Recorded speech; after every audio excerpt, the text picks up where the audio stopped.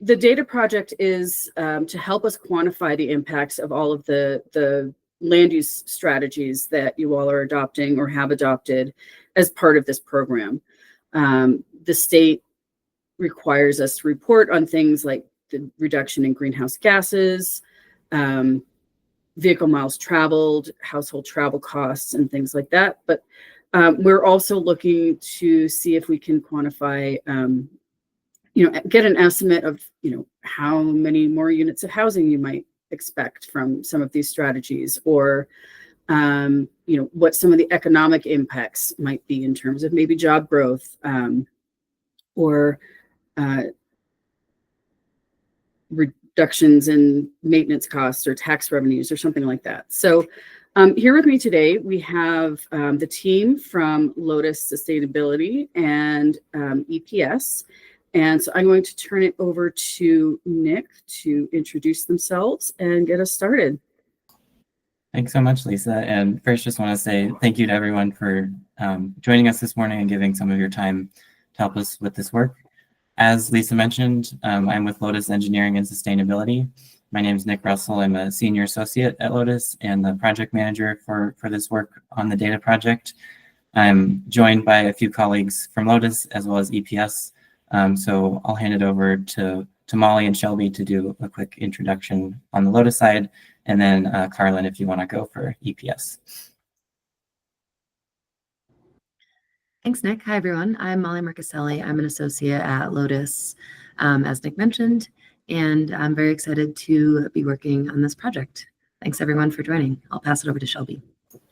Hey, everyone. I'm Shelby DeYoung. I'm an associate at Lotus.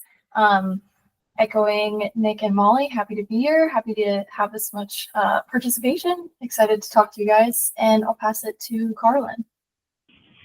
Hey everybody, I'm Carlin Russell Carlson. I'm with EPS, and I'm really excited to hear from you all today.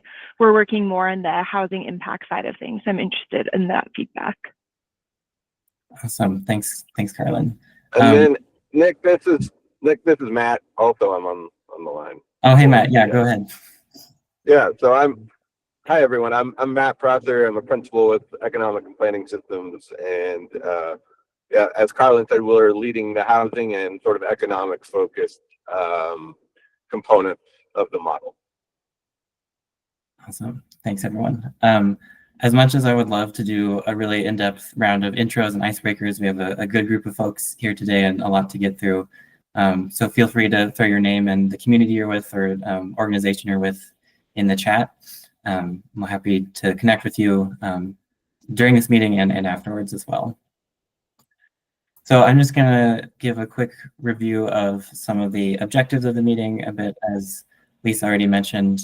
So our goal today is to really try to understand, as we start working on this quantification methodology and tool, how it can be most useful for you all to understand the impacts of the land use best practices that you're implementing, how it can make sure it's developed to meet your needs in the best way. We also want to understand if you have experience with similar tools or resources, how you've used those, if you've had particular challenges or barriers with using those, as well as understanding how you might use a tool like this in the future beyond just for the Strong Communities program. And then we'd also like to understand some of the other available information that can be used for the tool. So here's a quick agenda for our meeting today. I'm going to give a quick overview of the project in a little bit more detail, and then I'll go through our guided discussion. That'll be kind of the brunt of our meeting today, is going through a lot of those questions that we sent in the pre-work. I want to leave some time for a Q&A just to make sure you all have a chance to ask any clarifying questions, provide additional feedback, and then we'll leave a few minutes for wrap up and for identifying a few next steps moving forward. So I'll dive into the quick project overview. So as has been mentioned, the main focus of our work with Lotus and EPS supporting DOLA and the Strong Communities program to develop a methodology and a tool to help quantify those economic, environmental impacts of the land use best practices. There are really 4 key tasks to our project. First is research and methodology. Second is the development of the tool itself. Third is grantee reports, and finally some case studies. We're currently in progress with our research and methodology and are just getting started with our tool development, which is why we wanted to meet with you all. We wanted to get your insight and feedback early on in this process to make sure we're incorporating that in the tool. So I guess a little additional background, the tool we're developing, we're hoping it'll be an Excel-based tool, something that is easily shareable, something that we hope is really easy for you all to use with, that will make it very simple to pull those outputs and metrics that are needed for the reporting that Lisa mentioned previously. So there are some key metrics that we're hoping to include as outputs from our tool. And this is just a quick overview of some of those metrics. So as Lisa mentioned, that's things like additional housing units, affordable housing units, greenhouse gas emission reductions, changes in vehicle miles traveled, household transportation cost savings, local government financial impacts, tax revenue, infrastructure costs, that sort of thing, household energy cost savings, air pollution reduction, water use savings. We're also hoping to be able to look at embodied carbon, so changes in the emissions from the full life cycle of building materials, as well as some additional economic and fiscal impacts. This is a very, very high level overview of kind of what we're currently envisioning for the tool and how we're thinking it'll work. But basically the main focus of the tool is on those land use best practices. We'll try and account for any existing policies your communities are implementing and kind of the baseline state of your communities and how those will inform how each land use best practice is implemented. Based off of our research and literature review we've been able to map specific best practices to different common outcomes. And this is just a very brief sample. There's quite a few more, but that can be things like changes in residential density or change in transportation modes, so whether people are driving their own car or taking transit more or walking more.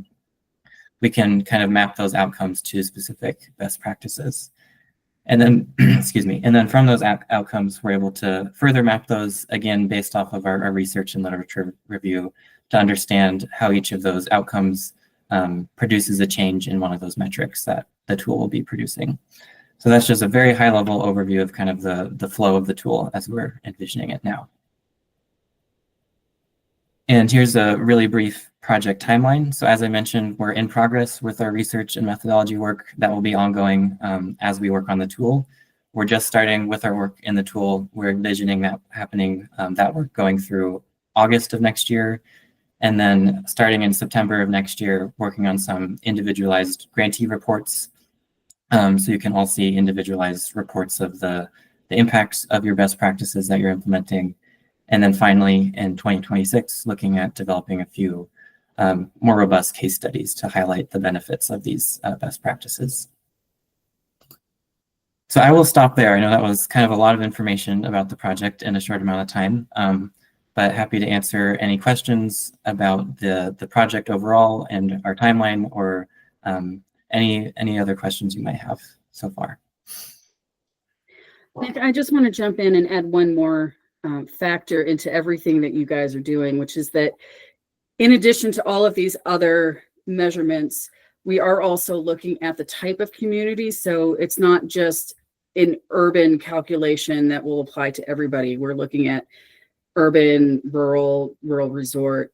So that will also factor into this this methodology. Thanks for mentioning that, Lisa. Yep, exactly. Any clarification questions on the project overview?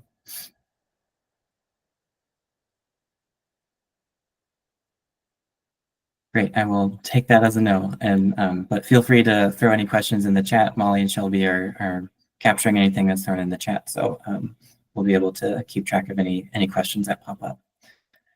So I wanted to do something hopefully a little fun to kick things off in our discussion. I'm going to switch over to Mentimeter if any of you have used that before, and we'll do a little interactive polls to ask some of our initial simple questions. So I'm going to share this screen real quick.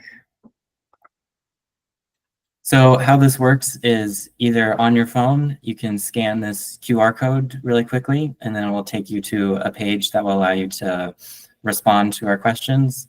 Alternatively, you can go to either on your phone or in a new tab on your browser, on your computer, you can go to www.menti.com and then enter this code. And then through either of those methods, it'll take you to a page that will allow you to start to answer some of the questions that we're asking. They won't show up yet. They won't show up until I move to those slides. But I'll give everyone a minute to go to the page or scan the QR code. And if you run into any issues, please feel free to message in the chat or unmute and we can try and troubleshoot.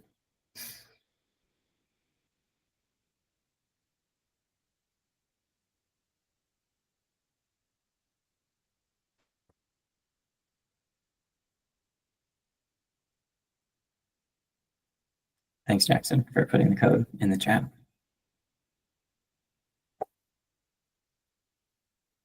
All right, is anyone still working on getting to the Menti page? Sounds good. So we just have a few simple questions we want to ask you. This first one is really trying to understand why quantifying these impacts would be useful to you. So why would understanding these metrics like greenhouse gas emission reductions, vehicle miles traveled reductions, and financial impacts of these best practices, why is that useful to you? Why is that important for your communities? And I'll give everyone a minute to respond.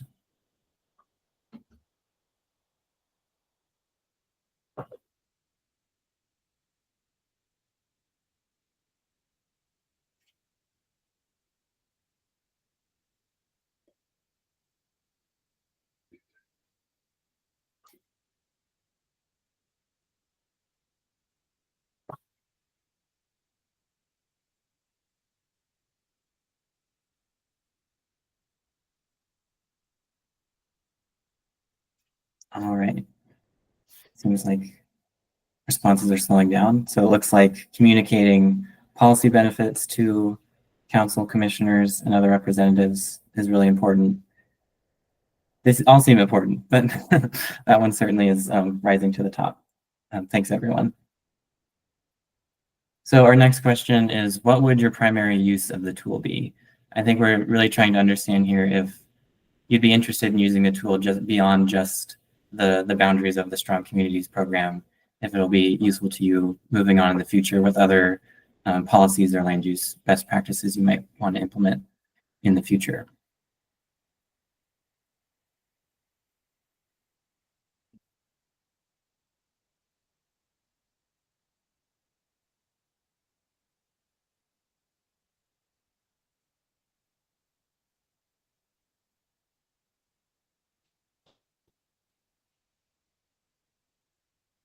Awesome, thank you. I kind of figured that would be the case.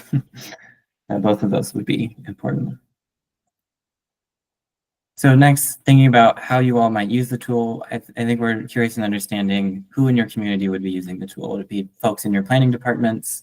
Would it be people in your sustainability teams or your transportation departments? Multiple of these or other?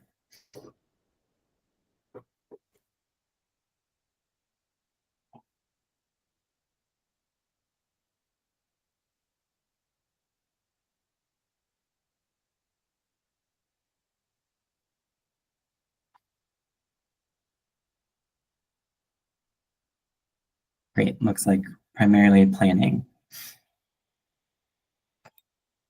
And then our last question, just trying to get a general sense of where you all are with the implementation of your policies, your land use best practices. And this is just on a 1 to 5 scale, doesn't have to be really any sort of extreme detail, just kind of your general idea of where you feel like you're at in the project so far.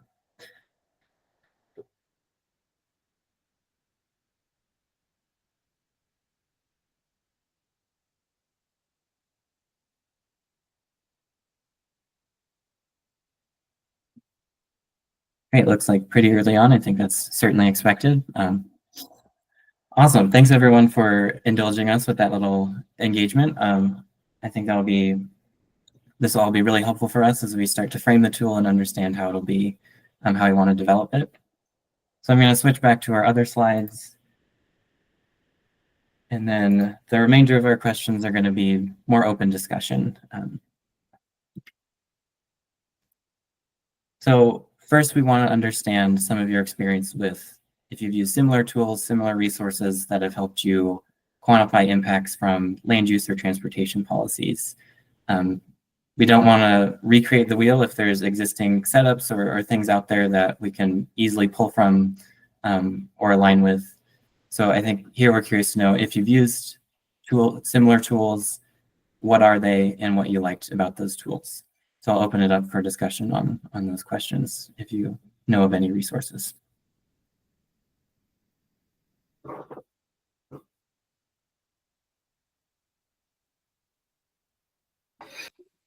Yeah, this is Jeff Mosier from the city of Cripple Creek. I mean, we're pretty brand new.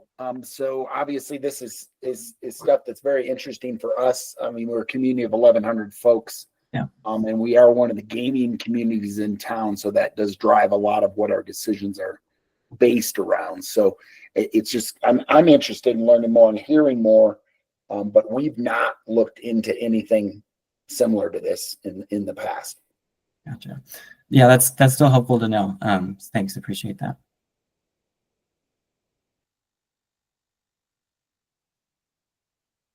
Any other tools or resources you've used? I think if silence, we may assume that you have not.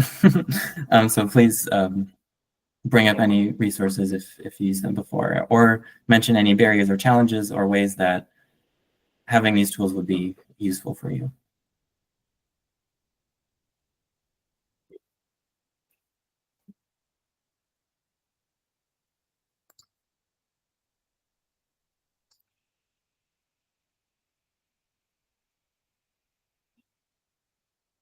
All right, so I think I'll move on to the next one. Maybe we can come back to that one.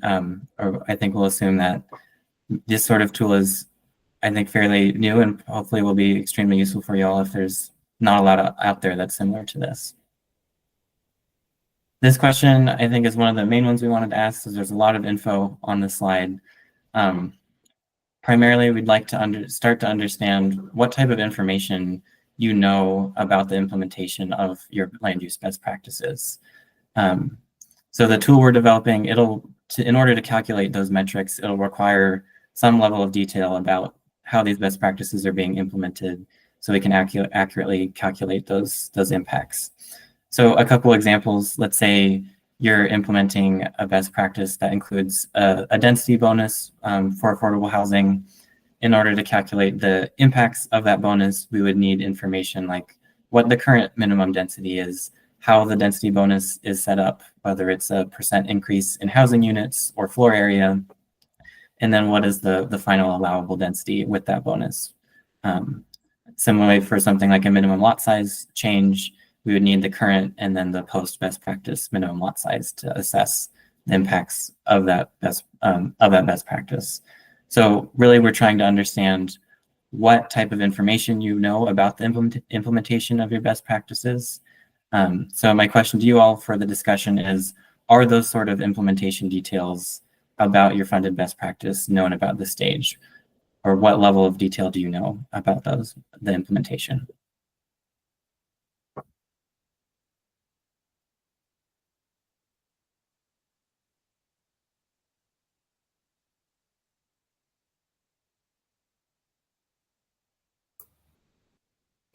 Maybe another way to think about this is, do any of you quantify, or do you know like how many acres you have in a particular zoning code?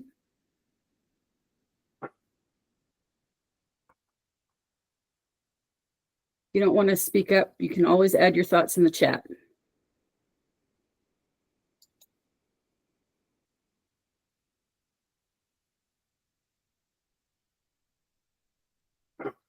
I guess I'll reword the question again, and just kind of ask where are you at in the implementation of your best practice? If your best practice, if the funded project is like a land use code update, what stage of that are you at? What type of information are you gathering or putting together so far during your projects? Yeah, I think everybody is pretty early on in the process. But for those of you who are, I know you're all working with your consultants so far. What type of information are you providing to them for the work that they're doing?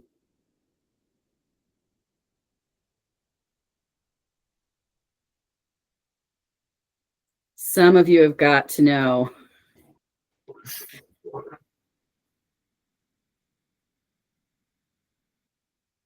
Okay, issues with current zoning.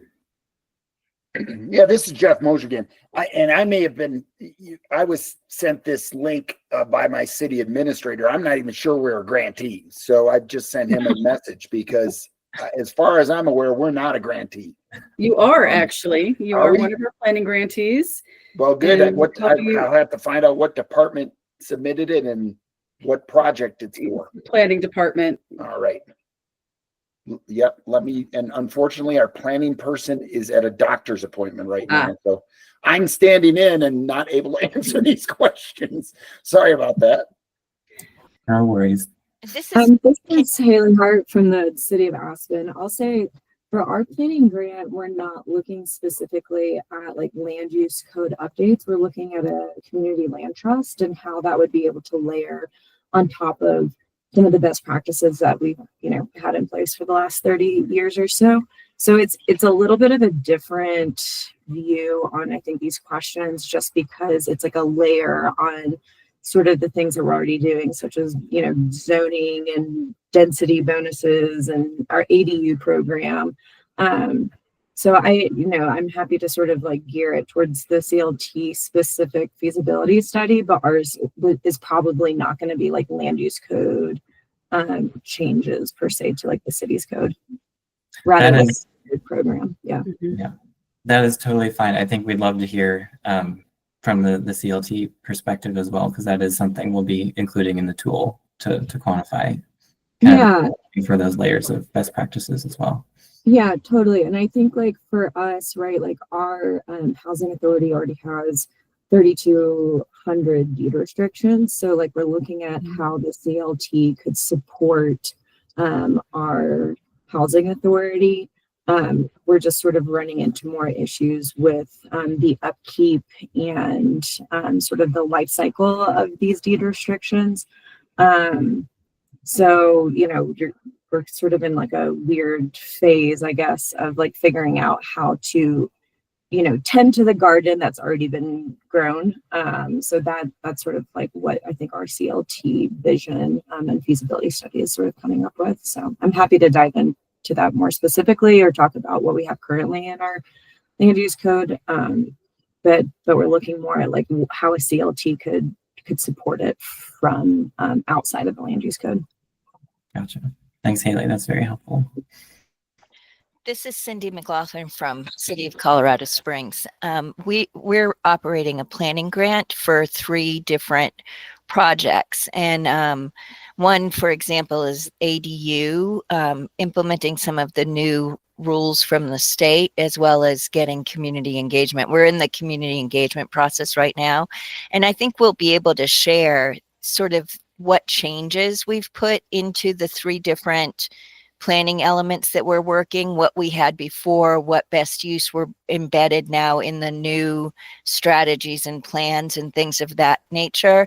It won't be about implementation. We won't be able to say the changes, but we will probably be able to articulate, and I'm not a program person on this team, but we'll probably be able to articulate sort of what new strategies we were able to embed into the new projects, into the new plans that we're building with this funding.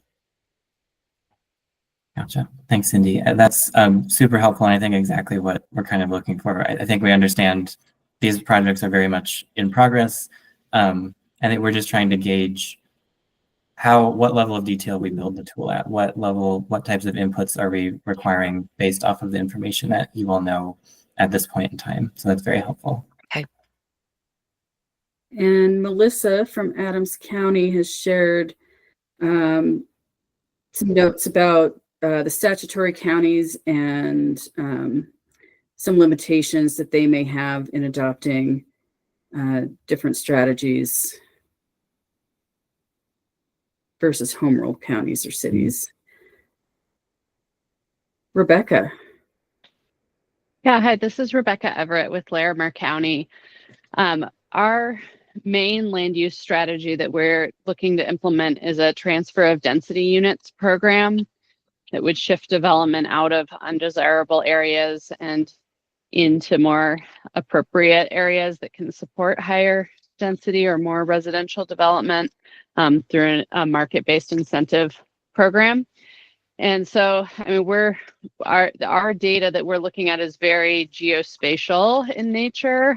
We haven't contracted with a consultant yet, and are really just in the kind of scoping phase of this project. But we'll be looking at things like zoning and allowable density on a property, so we can get at what the development potential is, and then we'll also be looking at flood hazard, fire hazard, slope and topography, prime agricultural soils, water availability, sewer availability, and other data that will help us determine where our sending areas for density will be and where our receiving areas will be. And that will, I think, feed into this tool well. If we can figure out the right way to do it, I think it's going to be pretty complex, but we're trying to reduce vehicle miles traveled, reduce greenhouse gas emissions, reduce the amount of development that's in flood and fire hazard areas, reduce the amount of development that's eating up our prime agricultural lands. So it's a project that's intended to meet a lot of our community goals, but it becomes very complex very quickly, and so that's what we're trying to wrap our minds around right now, is what we really hone in on and focus on, and how we prioritize some of those community values to start to shift development. Thanks, Rebecca. That's really helpful. I think that what you kind of mentioned about the determining those sending and receiving areas for density, those are the exact kind of inputs I think we're planning to build our tool around. So I think you're right, that it will likely flow very well into what we're planning. Any other thoughts on your current stage of your implementation or policy development, and how that relates to some of the information you have available?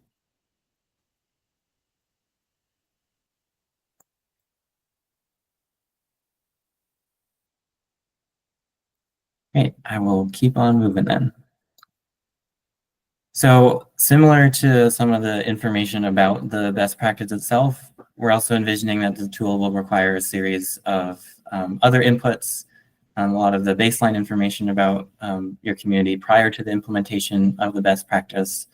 So as part of the pre-work, I sent along this list of a brief sample of some of the inputs that the tool might need. And I think we've already kind of touched on a few of these, but that can be things like the impacted area if you're upzoning, or Rebecca, to your point, identifying those send and receive density areas. We're also looking at things like baseline residential density, proximity to transit, baseline allowable housing types in specific zoning districts, minimum parking standards, and baseline affordable housing requirements.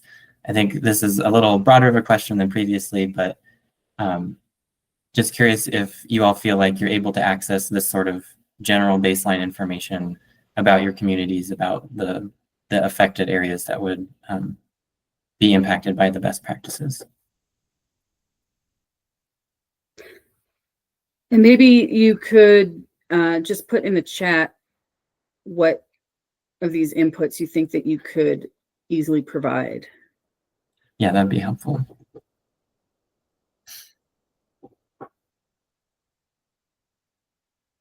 And then I guess for discussion then, if there are any of these you think would be really challenging to provide, or if you feel like there are challenges to compiling this sort of data for the tool, that would be helpful to know.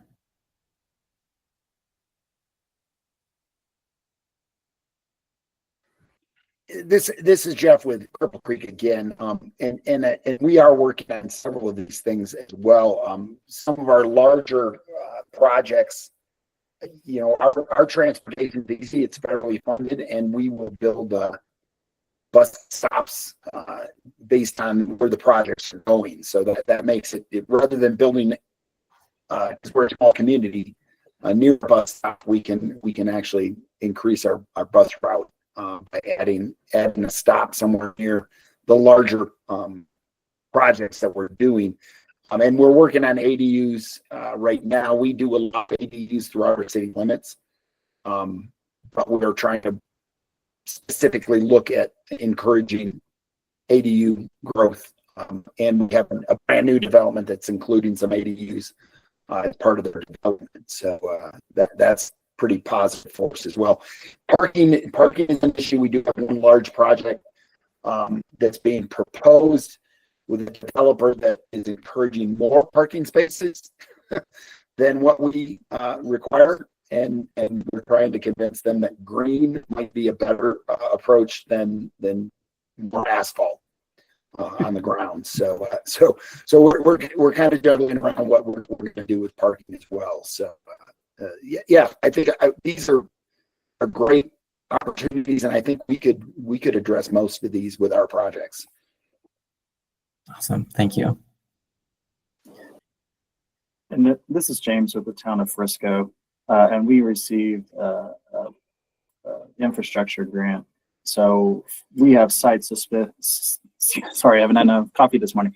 We have site specific areas where this will be in place. So we don't have an issue answering these questions because we've already went through the entitlement processes with these projects anyway. So we know exactly where they stand. So these types of questions we don't see a problem with. Awesome, thank you. Yeah, and this might also apply to strategies that you have already adopted. So, like our infrastructure grants, we've already collected data on what strategies you've adopted.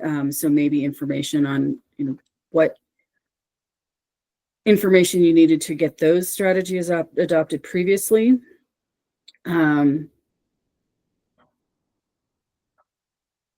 Rebecca says that they could provide all of the data. Haley says that they can provide all of the data, but notes that, again, with the formation of community land trust, it may not be as applicable.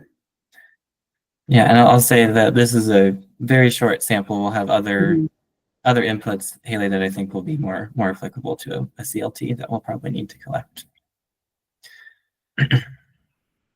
All right. I also wanted to ask if there were other data points outside of that sample list that you think could be useful for our tool. So that's data you've used in other similar analysis or things that you've seen as required for planning of other projects. If there's any other information you think that might be important for us to consider in our analysis. Well, I think one of the biggest ones, and I've heard this around the state, is infrastructure. It's the utilities in the streets and getting those funded in some way, shape, or form as well. I don't know how that would work with this particular product, but that is an issue with our developments. Yeah, that's a great point. I think a point from our point of view would be like the economic data, like sort of barriers to develop or barriers to add affordable housing, which is the ultimate goal with our grant. So I think sort of that on the economic side of things. But I'm not even sure what we would want to collect. But I feel like that's what we keep running into, but it's the, wicked problem in the room. So I don't know how to determine what would be a helpful data point. Yeah, and just to piggyback on what Jeff said, we are aware infrastructure is a challenge for a lot of communities, and that is one of maybe the benefits of adopting these land use strategies is that it encourages development in places where you already have that infrastructure, so you're not having to add more lengths of sewer and water piping. You can use what's already there. So that's something to think about when you're considering these options. Yeah. And that is one of the economic impacts that should be assessed in the tool, is understanding the economic benefit of building in areas where there's already that infrastructure. I think we kind of, oh yeah, go ahead, Rebecca. I think another data point that would be, or data that would be really helpful for us, is understanding how the impacts of our land use best practices interface with census data and demographics, and kind of who is impacted or who is benefiting from the different best practices beyond kind of what the quantitative, benefits or impacts might be. Gotcha. So would that be things like understanding if they're impacting like a disproportionately impacted community, or one of those sort of designations? Yeah, I think, disproportionately impacted communities is a good example, but also just looking at, median income level in different areas, racial characteristics, and just understanding if the benefits of this land use best practice look really positive, but then you dig into it and realize there's only a certain demographic that's benefiting, then that's something we would want to understand. Yeah, absolutely. Any other thoughts on those initial data points?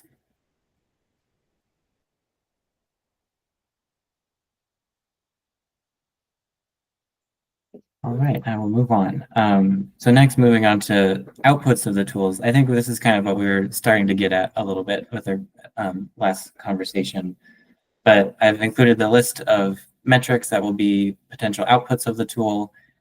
So I won't go through those again, but if you could quickly read through those. Which of these do you think would be most useful to you? And then are there any other values or metrics that you would like to see? You have, Rebecca, what you mentioned with the kind of demographic data, that's a great example, but any other additional metrics you'd be interested in seeing? And again, you can always put your comments in the chat if you don't want to speak up. Jeff again from Cripple Creek. I think just affordable housing unit counts, I think that needs to be broken down, because as we're working with different grants and different projects, affordability AMIs change based on the grant. And I think it would be beneficial to see that breakdown of what is 30%, 80%, 100, 120, 140, whatever, and break it down a little bit more. It would be good for us to see or better understand how we're meeting the needs of the different demographic. I agree that that the demographic piece is something I'd love to see. So maybe that would be part of that process as well, is what are those AMA rates? Yeah, that's a great point. Rebecca, you mentioned open space ag land protection in rural areas. I think that's definitely one we can include from some of our best practices, especially like in your case where you're kind of shifting that growth. I think that is something we should be able to quantify.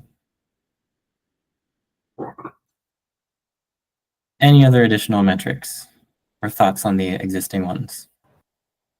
Is there anybody who hasn't spoken up or contributed to the chat that would like to jump in? I see a lot of names here that I haven't seen come up yet.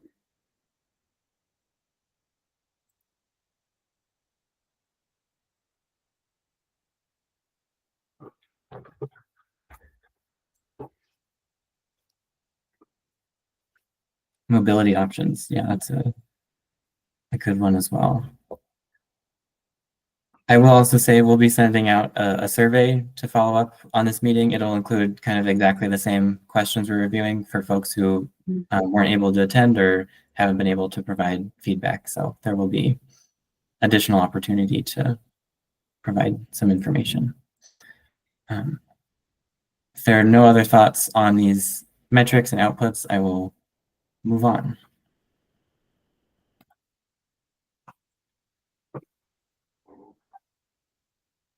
Thanks, Rebecca. So one of the things we're trying to balance is making sure the tool is easy to use for you all, and then also achieves a level of detail that is also useful for you all. So I think to some of your points, like was mentioned about breaking down the affordable housing units and getting to that level of detail, I think we just want to understand kind of your expectations and the level of effort you feel like you can put into running a tool like this to produce those impacts or produce those metrics. So I guess my question is, I'm trying to figure out the best way to frame this. How much time are you willing to invest in like collecting the input data, running the tool, and interpreting the outputs? Do you foresee any challenges or barriers to utilizing a tool like that, whether it's staff or time constraints?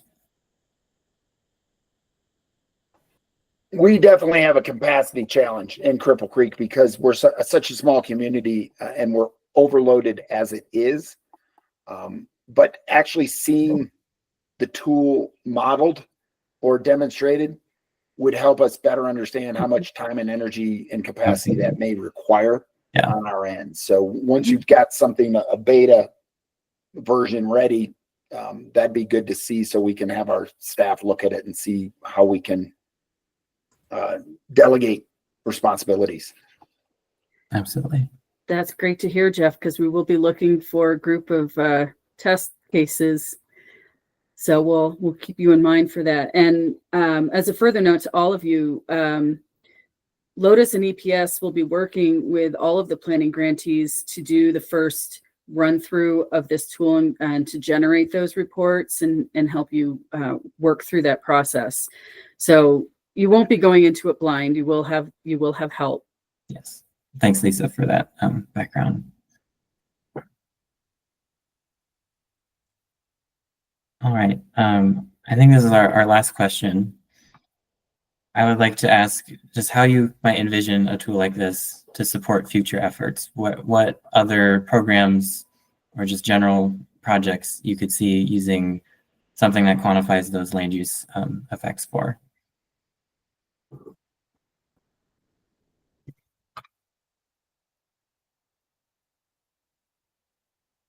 Or I guess more generally, do you think a tool like this would be helpful for future efforts beyond just the scope of the best practices you're implementing?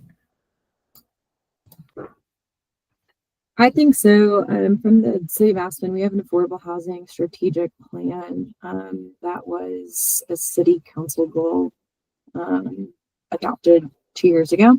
And we continued to sort of work through different phases of implementation and how we think like our best practices that are current and or that we're looking at can contribute to just more housing. So I think that would be a great tool to accompany the strategic plan. Awesome. Great to hear.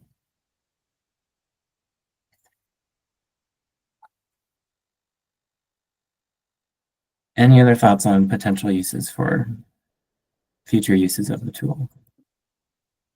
And I'll just echo what Haley just mentioned. We just adopted our strategic housing plan here in Frisco in October. So this would help us not only with what we've already adopted, but also any kind of future grant funding or opportunities or whatever that would be beneficial to us. And it also kind of be a selling point as well for future developers that come into the community. So they can kind of see what our goals are as a community and what actions we have been taking already to achieve those goals. So they kind of have a baseline of what we're looking at. Absolutely. Yeah.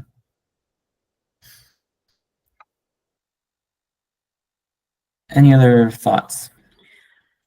Yeah, and you mentioned that there are certain times of the year that you're stretched really thin. Can you expand on that a little bit?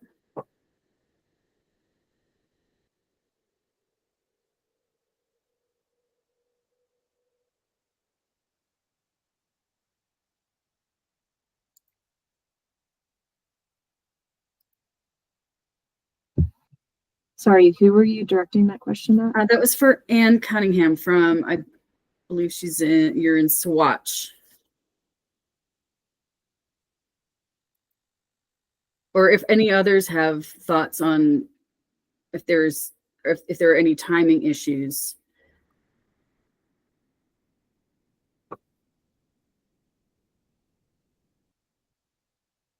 Sales tax grants in the spring and fall. Okay. Good to know.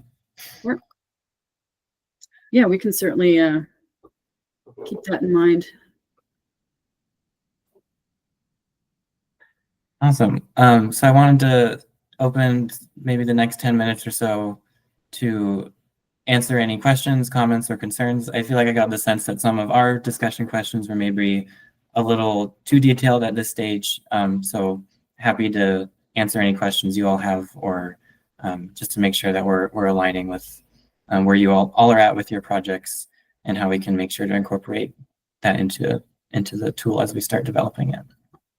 Yeah, I believe I saw a timeline somewhere, and I'm digging around trying to find it. What's your timeline on this? Yes, I will go back to that slide. It's a very high level timeline. So as of now, we're starting on the tool development. Our goal is to have that complete by August of next year. So between, I think in around spring, summer next year, I think that's when we'll start doing some of those test cases. But our goal is to have the tool done late summer next year.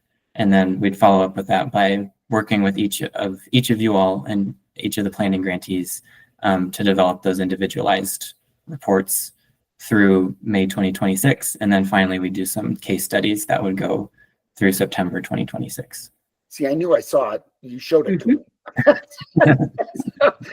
Sorry about that. No worries. Thanks, Jeff. And I'll just say, I know that the city of Aspen has contracts with both Lotus and EPS right now on 2 different projects. So I don't know, there might be some like baseline data there. I'm not involved with either of those projects, but I can certainly help sort of corral other folks in the office who are working with your teams. That is a great point. Thanks, Haley. I can connect with the rest of our team who's working on that work with Aspen, and Matt and Carlin, maybe we can connect about what EPS is doing, so we're all on the same page there. Any other questions, general comments, feedback at this point?